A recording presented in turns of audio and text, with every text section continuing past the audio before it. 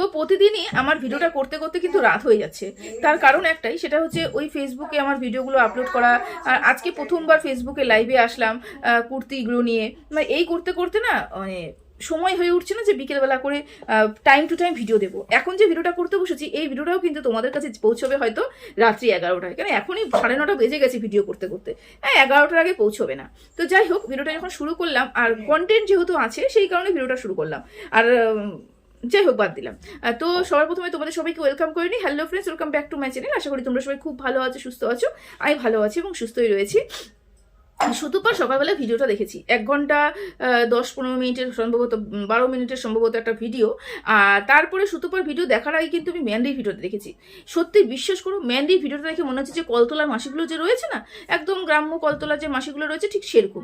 ওর একটা ব্লগিং চ্যানেলে যে এই পরিমাণে ঝগড়া হতে পারে, এই পরিমাণে যে পরিবারের লোকজন ঝগড়ুটে হতে পারে, এই ধরনের যে আঙ্গুল দেখিয়ে দেখিয়ে ঝগড়া করতে পারে, আমি অবাক হয়ে যাই। মানে আমি ভীষণ অবাক হয়ে গেলাম। মানে কি বলে না যে একটা ইয়ে থাকে, মানে কথার মধ্যে ধরন থাকে, মানে না একদম কলতলা মাসিদের মতন ঝগড়া। মানে রীতিমতো অবাক হয়ে গেছি। ম্যান্ডি ভিডিওটা যে খুলেছি আমি চমকে গেছি। আরে চিৎকার চেঁচামেচি কোথায় হচ্ছে, এত ঝগড়া, আঙ্গুল দেখিয়ে দেখিয়ে ঝগড়া, এরকম এরকম ঝগড়া। বাবা কি ঝগড়া, কি ঝগড়া! কেন তো ঝগড়া শুরু করলো? কাকে নিয়ে ঝগড়া শুরু করলো? সুতপাকে নিয়ে ঝগড়া শুরু করলো। সুতপাকে বলানোর চেষ্টা করলো। কি বলানোর চেষ্টা করলো? এই যে সুতপা গতকালকে ভিডিওতে একটা ওয়ার্ড শুধু বলেছে যে আমি যখন গেছিলাম ওই যে মন্দিরবাড়ি যাওয়ার সময়, যখন তোদের বাড়িতে গিয়েছিলাম, দেখছিলাম যে ওই যে উনি ঠক ঠক করে কাঁপছিলেন, তোমার আপনাদের তো মানে ম্যান্ডির বাড়ির সামনে ঠকঠক করে কাঁপছিলেন। তা তো হয়তো সেখান থেকেই বনকাইটিস হয়েছে এবং সেখান থেকে কিন্তু তার আজকে এই দুর্দশা হয়েছে। এটা কেন বলেছে? হয়তো বলেছে, কিন্তু স্ট্যাম্প দেয়নি, কিন্তু হয়তো বলেছে। কিন্তু সেটা কেন বলেছে? নাকি ওদের পরিবারের নামে বদনাম করছে। ও মাই গড, পরিবার বদনাম! আমি মনে করি বাড়ির লোক যা বদনাম করছে ওই বাড়ির, বাইরের থেকে লোক এসে অতটা বদনাম করতে পারবে না যতটা বদনাম সে নিজে করে রেখেছে। ওইকে গোসাই বাড়ি বলে সবাই, সম্ভবত। গোসাই বাড়ি কাকে বলি আমরা? গোসাই বাড়ি হচ্ছে যারা দীক্ষা দেন। আমাদের কিন্তু দীক্ষা গুরু রয়েছে, আমাদের কিন্তু শিক্ষা গুরু রয়েছে। আমাদের কিন্তু দুটো গুরু রয়েছে। একটা হচ্ছে আমাদের যেমন গোসাই বাড়ি, ওনারা হচ্ছে দীক্ষা দেন। সেই বাড়ির বৌমা হয়ে পুরো পরিবার কেন, পুরো চারপাশের লোকজনকে পর্যন্ত মানে ওদের বাড়ির সম্বন্ধে যে ও ধারণাটা তৈরি করে দিয়েছে না, এর থেকে বড় বদনাম আমার মনে হয় না কোনো কন্ট্রোভার্সি ক্রিয়েটার এবং কোনো বাইরের লোক এসে ওদেরকে করতে পারবে। যে অলরেডি কালিমালিপ্ত, যার গায়ে অলরেডি কালি লেগে রয়েছে, তার কাছে কিন্তু এক্সট্রা করে বদনাম লাগে? আর আমার তো মনে হয় না। তাও বলছে জানো আমার নামে বদনাম করছে, জানো আমাদের পরিবারের নামে বদনাম করছে, আমাদের পরিবারের নামে বদনাম করছে। আচ্ছা, সুতো অনেকগুলো কথা বলছে, তাহলে সেগুলো কথা কেন কাটা হলো না? সুতো অনেকগুলো প্রশ্ন করেছে, সেই প্রশ্নগুলো নিয়ে কেন উত্তর দেওয়া হলো না? কেন শুধুমাত্র একটা প্রশ্ন নিয়ে উত্তর করা হলো? তার কারণটা সেটা নিয়ে সবাইকে বলা যাবে, সবার সামনে চিৎকার চেঁচামেচি করা যাবে, তাই না? কারণ মানুষের সদ্য পরলোক গমন করেছেন, তাকে নিয়ে গরম গরম ব্যাপার রয়েছে। এটা নিলে পরে বেশি হবে আর কি। বাবা যেহেতু এটা নিলে পরে শ্বশুর শাশুড়ির সামনে গিয়েও জোর গলায় আমি কথা বলতে পারবো, যেহেতু পরিবারের একজন লোক ছিল, পরিবারের লোককে নিয়ে টানাটানি করছে, বিশাল গেম খেলেছে একটা। তো যাই হোক, এই নিয়ে সে বড় চিৎকার চেঁচামেচি করলো। দেখলাম গেল ছোটো মার কাছে, গেল বড় মার কাছে। বাবা তারা তো বেশি সেই ঝগড়া করলো। আর বড় মাটা না সত্যি একটু ইনোসেন্ট রয়েছে। বড় মা কিন্তু ঝগড়া করছে ঠিক, কিন্তু বড় মা কিন্তু সত্যি কথা বলে দিচ্ছে। ছোট মা কিন্তু ভীষণ চালাক, কিন্তু বড় মা কিন্তু ওরকম না। বড় মা কিন্তু সত্যি সত্যি বলে দিচ্ছে। বড় মা যেরকম ইনোসেন্ট রয়েছে, সেরকম বড় বৌদিও কিন্তু সেরকমই রয়েছে, বোকা বোকা রয়েছে। তো আমি বলি কি প্রমাণ হলো? এই যে চিৎকার চেঁচেমেচি করা হলো, কলতলা ঝগড়া করা হলো, মাছ বাজারের মতন কিচিরমিচির করা হলো, কি প্রমাণ করা হলো? কিছুই তো প্রমাণ করতে পারলে না। তার কারণ কি বলতো? ওখান থেকে একটা কথা তো স্পষ্ট হয়ে গেল যে শুধু মিথ্যে কথা বলেনি। একটা কথা তো উঠে আসলোই যে হ্যাঁ, পৌষ মাসের শীতের সময় একদিনের জন্য তোমাদের বাড়িতে গিয়েছিল ওই ভদ্রলোক। তাহলে এই কথাটা তো মিথ্যে নয়। তাহলে সুতপা যে এই কথাটা বলেছে, তুমি যে এই কথাটা তুলে যে সবার সামনে যে বলার চেষ্টা করলে যে সুতপা বদনাম করছে, এর পরিপ্রেক্ষিতে একটা কথাটা উঠে আসলো তো যে সুতপা যেটা বললো সেটা তোমরা নিজেরাই স্বীকৃতি দিলে, হ্যাঁ সুতপা সত্যি কথা বলেছে। এবার যদি তোমরা বলতে না একদিনও আসেনি, কোনো এক ফোঁটাও আসেনি, এক বিন্দু আসেনি, সে আসেইনি, তাহলে ভাবতাম যে না সুতপা কোনো না কোনো জায়গায় বানিয়ে কথা বলছে, এটা ভাবতাম, তোমাদেরকে নিচু করার চেষ্টা করছে। কিন্তু তোমরা তোমাদের ওই কথার মধ্যে থেকে উঠে এসেছে। তোমার শাশুড়িও বলেছে, তোমাদের ননদও বলেছে, তোমার বড় মা পর্যন্ত বললো যে হ্যাঁ পৌষ মাসে একদিনের জন্য এসেছিল। তার মানে সুতপা যা দেখেছে তাহলে মানে খারাপ দেখেনি, ভুল দেখেনি, তাই তো? এবং ওর তো ব্যাপার, ও তো আর সেখানে তোমাদের বাড়িতে থেকে নেই যে তোমাদের বাড়িতে ও সে কতদিন ধরে রয়েছে, কে মানুষটা, কিসের মানুষটা, তোমরা যাকে তুমি বলোই, আর তুমি বলবেই বা কি করে?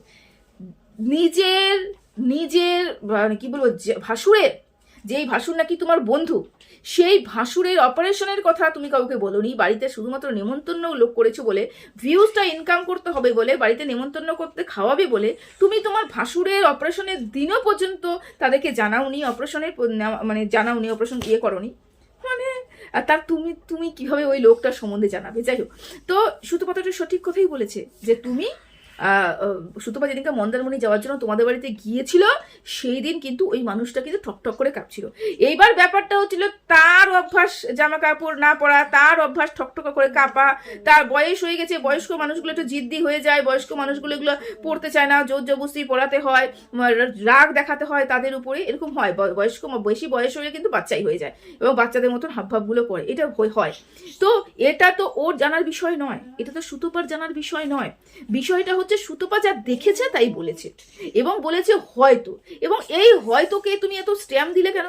যে ও যে হয়তো বলেছে তার উপরে মানে স্ট্যাম্প লাগিয়ে দিয়েছে, না আমার পরিবারের সম্বন্ধে বদনাম করছে, আমার পরিবারের সম্বন্ধে বদনাম করছে। না, আমার পরিবারের সম্বন্ধে বদনাম করার, এক্সট্রা করে বদনাম করার কিছু নেই, যা বদনাম তুমি করে রেখে দিয়েছো, এক্সট্রা করে কিছু বদনাম করা যাবে না।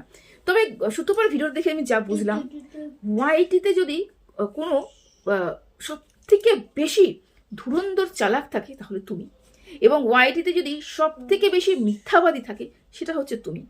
মানে লেভেল ছাড়া মিথ্যেবাদী, লেভেল ছাড়া মিথ্যেবাদী। কি সুন্দর মিষ্টি মিষ্টি কথা বলে তুমি সুন্দর করে মিথ্যে কথা বলে গেলে, গ্রুপের কথা বলে গেলে, মিথ্যে কথা বলে গেলে। আর আজকে এসে সুতপা যখন ক্লিয়ার করলো, শুনে আমি অবাক হয়ে গেলাম যে তুমি কি পরিমাণে মিথ্যে কথা বলতে পারো।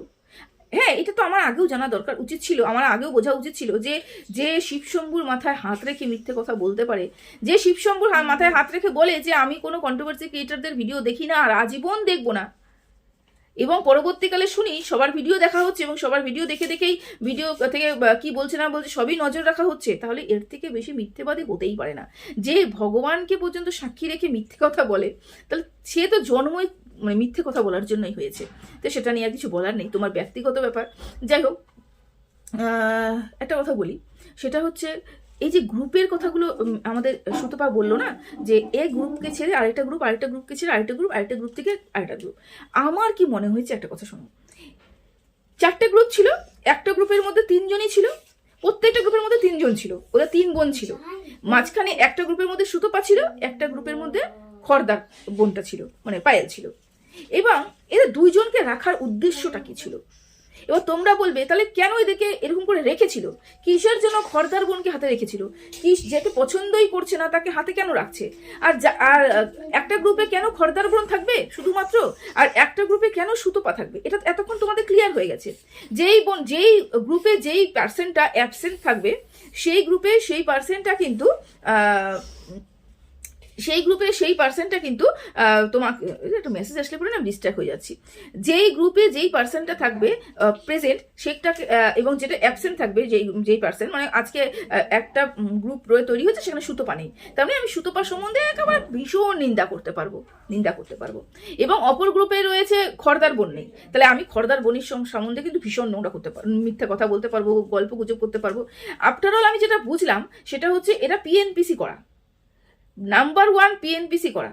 এবং এখানে মূল চাবিকাঠি ঘোরাচ্ছে হচ্ছে তোমাদের গোল্ডি দিদি হচ্ছে ওই যে বলে না ঝোলের লাউ অম্বলের কদু, ঠিক ওই টাইপের ক্যারেক্টার। আমি যা বুঝলাম সুতপার ভিডিও দেখে, ও সর্বক্ষেত্রে কাঠালি গলা, মানে এমন কোনো জায়গা নেই যেখানে গোল্ডি দিদির নামটা উঠে আসছে না। যাদের সাথে গোল্ডি দিদির সম্পর্ক রয়েছে তারা পর্যন্ত বুঝে গেছে যে গোল্ডি দিদি কি জিনিস। মানে গোল্ডি দিদির বাড়িতে কিন্তু আর কোনো কাজ নেই, গোল্ডি দিদির এই একটাই কাজ যে পরনিন্দা পরচর্চা করা। এবার দেখো, পরনিন্দা পরচর্চা করতে গেলে আগেকার দিনে মানুষ কি করতো, একটু পাড়ার প্রতিবেশীর সাথে একটু বসে গল্প করতো, অমুকের সম্বন্ধে বলতো, তমুকের সম্বন্ধে বলতো, তাই তো? কিন্তু এখন তো আর সেই পাড়াগাঁও নেই, আর সেরকম বলার মতন পরিবেশও নেই। এখন কি হয়েছে বলতো, ইন্টারনেট হয়েছে।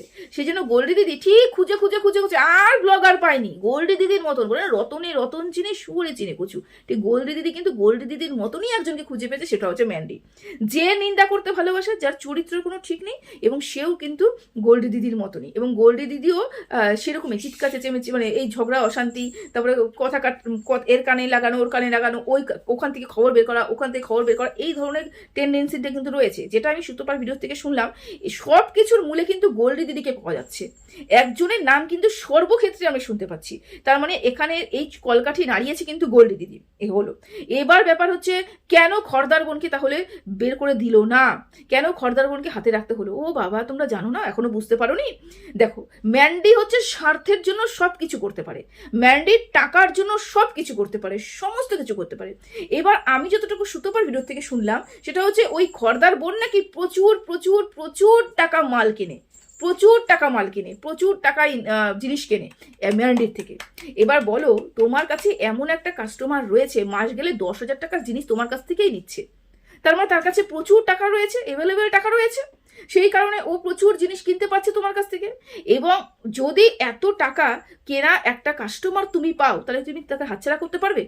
তুমি যদি জানো সেই কাস্টমারটা ভালো নয়, তার চরিত্র ভালো নয়, বা সে এই লাগানি ভাগানির মধ্যে যুক্ত রয়েছে, তারপরেও কিন্তু তুমি না করতে পারবে না। লস তো লস। তুমি যদি ওই কাস্টমারের সাথে সম্পর্ক না রাখো, তোমার লস হয়ে যাবে, তাই না? কারণ তোমার তো ইনকামটা বন্ধ হয়ে যাবে। 10,000 টাকার মাল বিক্রি করলে কিছু না কিছু তো টাকা তোমার কাছে আসবে, এবং এটা অনেকটা উন্নতি, মানে একজন নেওয়া মানে দুজন নেওয়া, দুজন মানে তিনজন নেওয়া, আমাদের তো এরকমই জিনিসপত্র ইসে। তো ব্যাপারটা এটাই হয়েছে যে ও ইচ্ছাকৃতভাবেই কিন্তু ম্যান্ডি খড়দার বোনকে নিজের কাছে রেখেছে, যে না, এই বোন আমার কাছে থাকবে, কারণ এই কাস্টমার, এই বোনটা হচ্ছে অ্যাজ এ কাস্টমার, এবং কাস্টমারটা এত ভালোই কাস্টমার, একে আমি হাতছাড়া করতে পারবো না। হলো। এবার থাকলো সুতপাকে কেন রেখেছে, এবং সুতপাকে কেন রেখেছে ও নিজে ক্লিয়ার করে দিয়েছে, যে মারিয়ার বিরুদ্ধে বলার জন্য সুতপাকে রাখা হয়েছিল।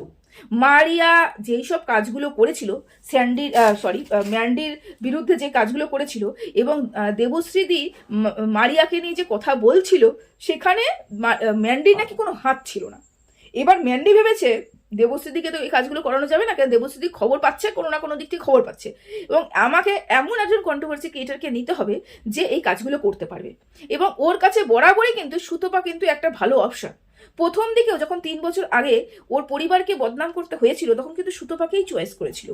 তখন তারপরে যখন নোংরামি করতে নামলো, তখনও সুতপাই ও চরম শত্রু হয়েছিল।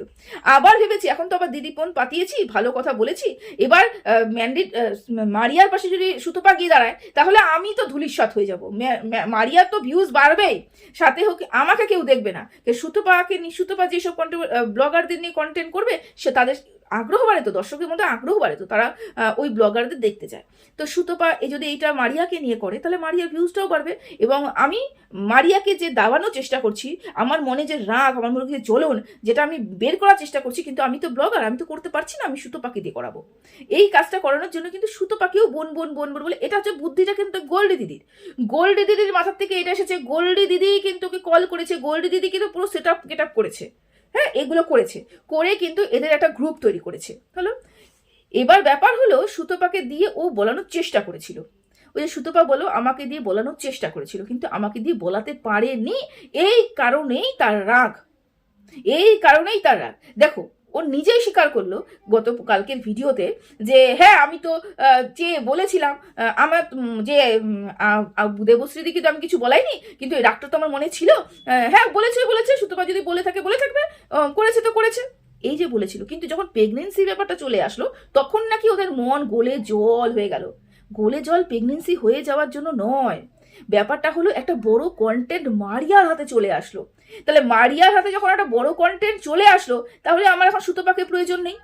কেন, সুতপাকে তো আমি ইউজ করছিলাম মারিয়ার বিরুদ্ধে যাতে কথা বলেও, এবং এখানে মারিয়ার বিরুদ্ধে কথা বলানোর জন্য কিন্তু আমি যেরকম চাচ্ছিলাম সেরকম কথা কিন্তু এই মারিয়ার বিরুদ্ধে সুতপাকে দিয়ে বলাতে পারছিলাম না।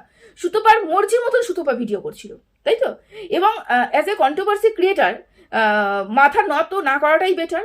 অ্যাজ এ কন্ট্রোভার্সি ক্রিয়েটার, নিজের কন্ট্রোভার্সির জায়গাটাকে সৎ রাখাটা ভীষণ দরকার, যেটা সুতপা করেছে, যে না, আমি করবো, আমি আমার মতন করে ভিডিও করব। কন্ট্রোভার্সি ক্রিয়েটর তো করবে ভিডিও, ওর মতন করেও ভিডিও করবে।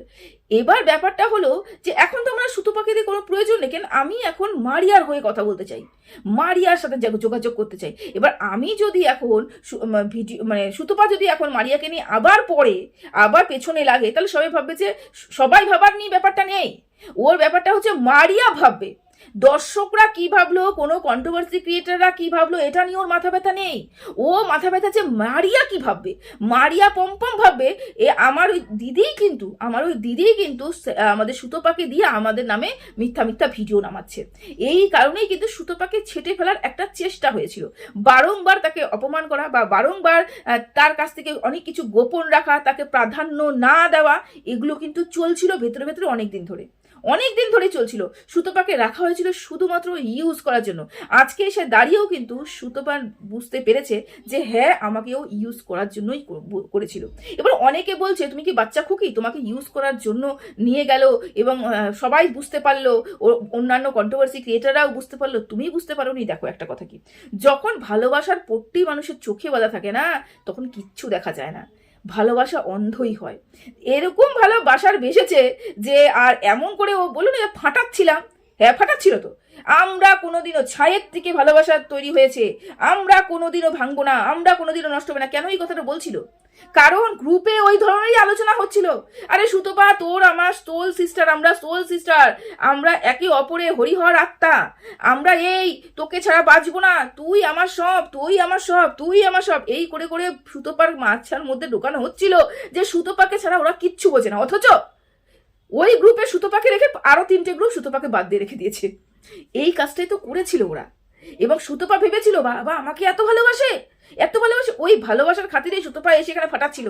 আমরা সোল সিস্টার, ছায়ের থেকে তৈরি করে এসেছি, গরম লোহা পিটিয়ে এই সম্পর্কটা তৈরি যে ভাঙবে না কেন বলছিল? কারণ ওটা ওর মাথা ঢোকানো হচ্ছিল। এবং যখন তোমার আশেপাশে যারা থাকবে, মনে করো আমি কন্ট্রোভার্সি ক্রিয়েটার, তো এবার আমি সুতপাকে নিয়ে একটা নেগেটিভ ভিডিও করলাম, এবং সেই নেগেটিভ ভিডিও সুতপা একবার হয়তো দেখলো, অত মনে কিন্তু অতটা ইসে হলো না। কারণ কি বলতো, 24 ঘন্টা তো গ্রুপের মধ্যে রয়েছে, ওই গ্রুপের মধ্যে 24টা ঘন্টা সুতপার মাথার মধ্যে ঢোকানো হচ্ছে আমি তোমাকে খুব ভালোবাসি, সুতপা তোকে ছাড়া বাঁচবো না, সুতপা তুই আমার এই এবার যখন 24 ঘন্টা কেউ কারোর মাথার মধ্যে ভালোবাসি ঢোকায় না, যখন ফোনটা তুমি ঘাটবে তখন সারাদিন দেখবে গ্রুপ রাত্রি 2টো অবধি গ্রুপ কল চলছে এবং ভালোবাসাবাসি চলছে, শুধুমাত্র একজনকে গ্রিপে আনার জন্য, শুধুমাত্র একজনকে হেনস্থা করার জন্য। তখন যে মানুষটাকে এই কাজটা করা হচ্ছে, সেই মানুষটা কি করবে? সেই মানুষটাই তো বলবে যে হ্যাঁ আমাকে ওরা ভালোবাসে, তাহলে ওই মানুষটা ভালোবাসার জন্য এই কাজটা করেছে। এই কারণেই আমরা কন্ট্রোভার্সি ক্রিয়েটাররা হয়তো বুঝেছিলাম, কিন্তু ও বুঝতে পারেনি। আমরা দূরের থেকে বলেছিলাম, কারণ আমরা তো ওই প্রতিদিন আমরা তো ওই গ্রুপের মধ্যে নেই, বা আমাদের মাথা কেউ ওই ম্যানুপুলেট করতে পারেনি, রীতিমতো ওর ব্রেনটাকে ম্যানুপুলেট করেছে ওর দিদিরা। সেই কারণে ও ওদের কথাই বলছিল। কিন্তু সেই সময়টাতে যখন আস্তে আস্তে ব্যাপারটাও বুঝতে শুরু করলো, ও যতবারই মন থেকে ভেবেছে ততবারই হেরেছে, যতবার এখান থেকে ভেবেছে ততবার জিতেছে। যখন এখান থেকে বিচার করতে শুরু করলো না, তখন ও ব্যাপারটা আস্তে আস্তে ক্লিয়ার হলো। এবার ব্যাপারটা হলো, কেন ও জিজ্ঞাসা করতে গেল ম্যান্ডিকে? তার মানে এটা চুলকানি, একে অপরের নামে নিন্দা করা। আরে আমি বলি কি, যারা এই কথাটা বলছো যে কেন টাকা পয়সা চাই মারিয়ারা, সেটা ম্যান্ডিকে ও জিজ্ঞাসা করতে গেল, তার মানে এটা হচ্ছে চুলকানি, মানে এটা হচ্ছে লাগানি ভাগানি করে। এটাকে লাগানি ভাগানি বলে না, লাগানি ভাগানি তখনই যদি ম্যান্ডির নামে মারিয়াকে বলতো, মারিয়ার নামে ম্যান্ডিকে বলতো, দুজনের মধ্যে কি কথোপকথন ও লিক করতো এই দিকে আর ওই দিকে, সেটাকে লাগানি ভাগানি বলে। সন্দেহ যদি উঠে সেটাকে মিটিয়ে দেওয়াটাই বেটার। এবং সাথে থাকলো পায়েল, এবং পায়েলকেও যখন ও জিজ্ঞাসা করলো, যখন সন্দেহ ডানাটা বাঁধলো এবং জিজ্ঞাসা করলো, ক্লিয়ার সেখানটাই হলো। বুঝতে পারলে তো? বলে কি চোখ বন্ধ করে কাউকে বিশ্বাস করতে নেই, কন্ট্রোভার্সি কেন আমাদের ওয়াইটি জগতে কাউকে বিশ্বাস করতে নেই, ভালোবাসা এই জীবনে আর করো না, ভালোবাসা বলে কিচ্ছু নেই। আর থাকলো ম্যান্ডি যে কত বড় মিথ্যেবাদী, এবং কি সুন্দর মিথ্যেগুলোকে সুন্দর করে প্রলেপ লাগিয়ে বলে যায়, সেটা তো আমরা আমরা দাঁড়িয়ে এখন বুঝতে পারলাম। কিছু মানুষ রয়েছে সত্যি, মানে অবাক লাগে আমার তার জন্য, কি বলবো। আর থাকলো পরিবার কি ধ্বংস হয়ে যাওয়া, সুতপা যেটা বললো, ওই খেলাতে না নামাই ভালো, বেটার। ওই যে বলে না যে আমরা যখনই কোনো গ্রুপ করি না, সেখানে ভাবি কি এই সম্পর্কটা আজীবন টিকে যাবে, ভার্চুয়াল জগতের সম্পর্ক আজীবন টিকে যাবে। কিন্তু সত্যি কথা বলো, ভার্চুয়াল জগতের সম্পর্ক আজীবন টেকে না। এবং আমরাও টিকে যাবে ভেবে আমরা জীবনে ছোট থেকে ছোট, গুরুত্বপূর্ণ থেকে গুরুত্বপূর্ণ কথাও কিন্তু বের করে রাখি। আর এই কাজটা কিন্তু গোল্ড দিদি বেশ ভালো করে করেছে, এবং সুতোপাকে দিয়ে ভালো করে করিয়েও রেখেছে হয়তো, বা সুতোপার পেটের থেকে এমন কিছু কথা হয়তো বের করেও রেখেছে। সেই কারণে কিন্তু অনেক কথা বেরোচ্ছে। তো যাই হোক, সবাই ভালো থেকো, সুস্থ থেকো। যা বুঝলাম সেটা নিয়েই বললাম। আবার ভিডিও যদি কোনো কিছু দেখি সেটা নিয়ে অবশ্যই বলবো। তো চলো, সবাই ভালো থেকো, সুস্থ থেকো। আজকের মতো এখানে শেষ করলাম, টাটা।